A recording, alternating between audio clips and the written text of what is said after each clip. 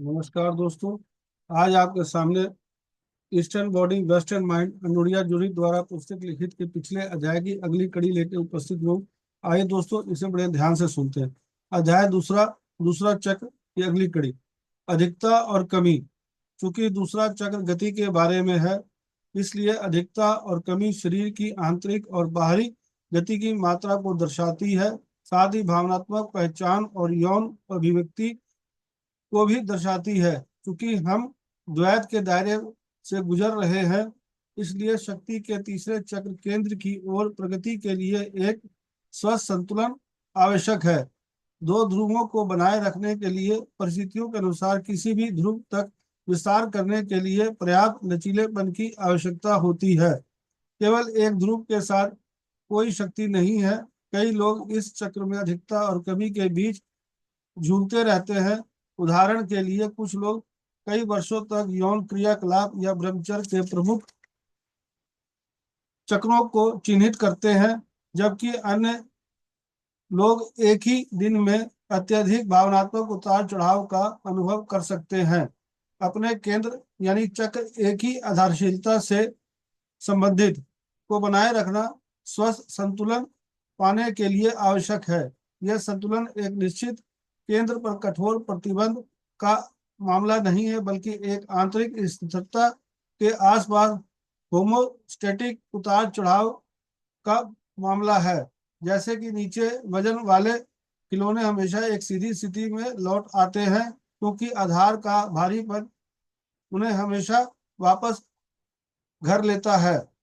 दूसरे चक्र के अशांत महासागरों में अपना योजना केंद्र खोजना संकल्प का संकेत है, जो हमें आगे बढ़ने को अनुमति देता है। डेव को समझाना मुश्किल था कि वह क्या महसूस कर रहा था। वह कई बार कई दिनों तक उदास रहता था, लेकिन शायद ही कभी समझ पाता कि उसे क्या परेशान कर रहा था। उसकी शादी स्थिर थी, लेकिन उसमें जोश की कमी थी। उसे सेक्स आनंद की बजाय एक कर्तव्य की तरह लगता था। बचपन में शायद कभी उसे छुआ हो। वह स्नेह के प्रदर्शन से असहज था। उसने जीवन में भावनात्मक रूप से सुन महसूस करने की शिकायत की, जबकि उसकी पत्नी के भावनात्मक उतार चढ़ाव उसी के लिए एक रहस्य थे। यह वह अपनी नौकरी से खास खुश नहीं था, लेकिन बदलाव करने के लिए बारे में सोचने से भी डरता था। उसका शरीर अच्छी तरह से बना हुआ था, लेकिन कठोर था। देव का दूसरा चक्र कार्यक्रम बहुत कम लिखा गया था। नतीजन चक्र बंद हो गया था। दूसरे चक्र के कमी के कारण शारीरिक, भावनात्मक और यौन रूप से सीमित गतिशीलता होती है। शरीर में यह कठोर या झटकेदार हरकतों, कठोर जोड़ों और कठोर मांसपेशियों के रूप में देखा जा सकता है, जो कोमलता और अनुभूति को स्वीकार करने में कठिनाई महसूस करती है। ऐसा व्यक्ति कठोरता से चलता है। कूल्हों में बहुत हरकत होती है और घुटनों और श्रोणी में को मोड़ने में कठिनाई होती है। यह गंभीरता के अनुसार अलग थलग होता है। सभी कमियां इतनी स्पष्ट नहीं होती। अपनी श्रोणी को कठोर रखते हुए चलने का प्रयास करें और आपको अंदाजा हो जाएगा कि यह कैसा महसूस हो सकता है। आप उस कठोरता को महसूस कर सकते हैं जो पूरे शरीर के लिए आवश्यक है। प्रतिबंधित गति शरीर के माध्यम से उत्तेजना के प्रवाह को बाधित करती है। ची यह महत्वपूर्ण ऊर्जा के पोषण को बाधित करती है। श्वास और चयापचय दूर को कम करती है और भावनाओं को कम करती है। क्योंकि गति और परिवर्तन प्रणाली के लचीलेपन के लिए आवश्यक है, इसलिए दूसरे चक्र की कमी की कठोरता हमें कठोर बनाती है और कमजोर बनाती है।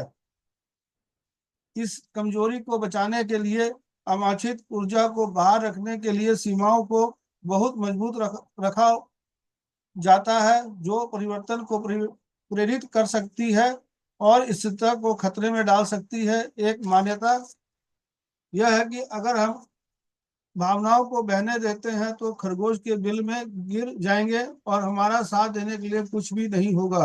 कई लोगों के लिए यह विघटन जैसा लगता है और जब तक नई गति की समर्थन करने के लिए पर्याप्त आधार नहीं होता, तब तक यह हो सकता है एक बहुत ही वास्तविक डर हो सकता है। मानसिक स्तर पर प्रतिबिंबित आंदोलन और परिवर्तन का डर विचारों का एकाधिकार पैदा कर सकता है।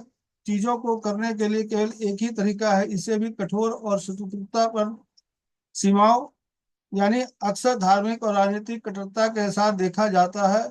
दोबारा बचाव किया जाना चाहिए, नए इनपुट का विरोध किया जाता है और एकल केंद्रित फोकस एक तीव्रता पैदा कर सकता है जो शक्तिशाली लग सकता है, लेकिन वास्तव में गंभीर और नाजुक है। क्योंकि आनंद ऊर्जा को केंद्र से परिधि तक फैलाता है, इसलिए दूसरे चक्र की कमी वाला व्यक्ति संकुचित अवस्था में रहता है। ऐसा व्यक्ति आनंद से बचने की कोशिश करता है, अक्सर एक कठोर आंतरिक आलोचक के कारण आत्मनिंदा के बिना मौज मस्ती की अनुमति नहीं देता। यह इनकार ऊर्जा को उच्च चक्रों में भेज सकता है, जिसके सकारात्मक या नकारात्मक परिणाम हो सकते हैं। ऊर्जा उन्मुक्त गतिविधि या कमजोरी के रूप में तीसरे चक्र की ओर बढ़ सकती है, या वही बढ़ी हुई रचनात्मकता, धार्मिक उत्साह, पवित्रता के प्रति जुनून का बौद्धिक खोज के रूप में उच्च चक्र की ओर बढ़ सकती है। जैसे जैसे आनंद एक अस्वीकृति आत्मा बन जाता है, दूसरों का आनंद कठोर निर्णय का सामना करता है। भावनात्मक स्तर पर कभी भी या तो प्रोग्रामिंग की बुरी कमी, जैसे भावनात्मक रूप से ठंडे घर में पले बड़े होने पर, या किसी भी तीव्र स्थिति को सहन करने के लिए भावनाओं को दबाने से हो सकती है।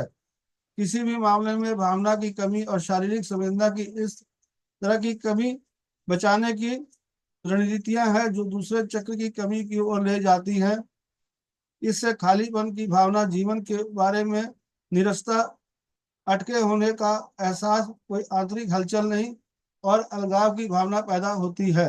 एक तरह का त्याग, उदासीनता या निराशावाद हो सकता है और अपनी खुद की जरूरतों को महसूस करने में असमर्था हो सकती है। यौन रूप से दूसरा चक्र कमजोर होने पर दमित, कम या गैर मौजूद यौन भावनाएं प्रकट होती हैं। निचले शरीर में शून्यता के साथ सेक्स के दौरान भावनात्मक रूप से जुड़ना मुश्किल हो जाता है या हो सकता है, या उत्तेजना का या चरमोत्कर्ष प्राप्त करने में कठिनाई हो सकती है।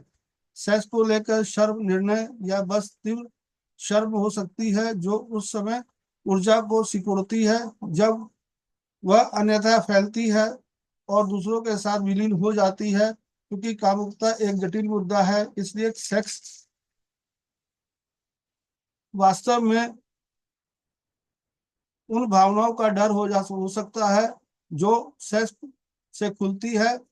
पर्याप्त रूप से अच्छा ना होने के बारे में शर्म, हमारे शरीर के बारे में शर्म, कमजोर सीमाओं के बारे में घबराहट, अच्छी तरह से संवाद करने में असमर्थता या पिछले घावों से संबंधित कोई समस्या दूसरे चक्र में संकुचन सामाजिक क्षेत्र को भी प्रभावित कर सकता है।